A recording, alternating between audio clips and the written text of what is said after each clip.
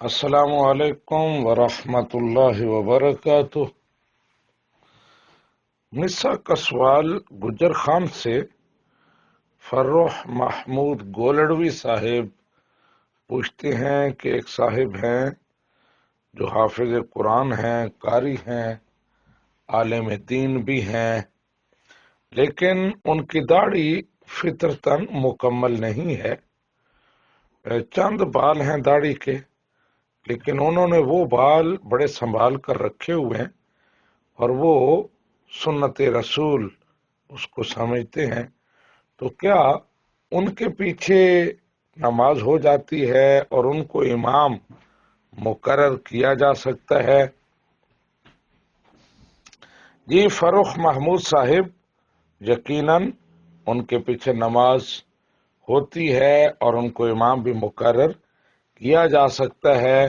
یہ کوئی ایسا عیب نہیں ہے جس کی وجہ سے انہیں امامت کے قابل نہ سمجھا جائے۔ یہ ایک فطرتی بات ہے جس پر ان کا کوئی کنٹرول اور کوئی اختیار نہیں ہے۔ اللہ سبحانہ و تعالیٰ کے اختیار میں ہے کہ کس کی داڑھی کیسی ہو، گھنی ہو، ہلکی ہو، کتنے بال ہوں۔ تو بہرحال یہ قدرت کے فیصلے ہیں، اس میں وہ ذمہ دار نہیں ہیں۔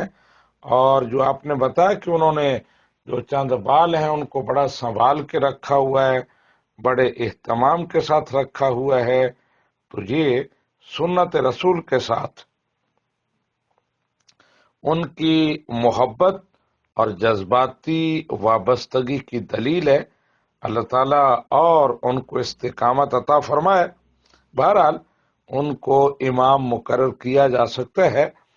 اور جیسے آپ نے بتایا کہ ان کے چند بال ہیں، تو میں ایک روایت جو بعض کتابوں میں ہے ایک صحابی رسول کے حوالے سے وہ آپ کی خدمت میں عرض کرتا ہوں کہ نبی رحمت صلی اللہ علیہ وآلہ وسلم کے ایک صحابی تھے، لم یقم بوجہہ الا شعرۃ واحدہ، ان کی داڑھی کا صرف ایک بال تھا۔ ایک موقع پر جب نبی رحمت صلی اللہ علیہ وآلہ وسلم نے انہیں دیکھا تو آپ مسکرائے، لیکن ان کو غلط فہمی ہوئی کہ شاید نبی رحمت صلی اللہ علیہ وآلہ وسلم میری داڑھی کے اس منظر کو دیکھ کر جو عجیب لگتا ہے آپ اس لیے مسکرائے ہیں اور دیگر لوگ بھی اس پر مسکرائیں گے، تو وہ گھر گئے اور انہوں نے وہ بال اکھیڑ دیا۔ جب دوسری بار نبی رحمت صلی اللہ علیہ وآلہ وسلم کی بارگاہ میں آئے اور آپ نے وہ بال نہیں دیکھا تو غصے سے نبی رحمت صلی اللہ علیہ وآلہ وسلم کا چہرہ سرخ ہو گیا، رنگ بدل گیا۔ صحابی رسول بھی پہچان گئے کہ کوئی وجہ ہے، نبی رحمت بہت غصہ ہوئے ہیں مجھے دیکھ کر۔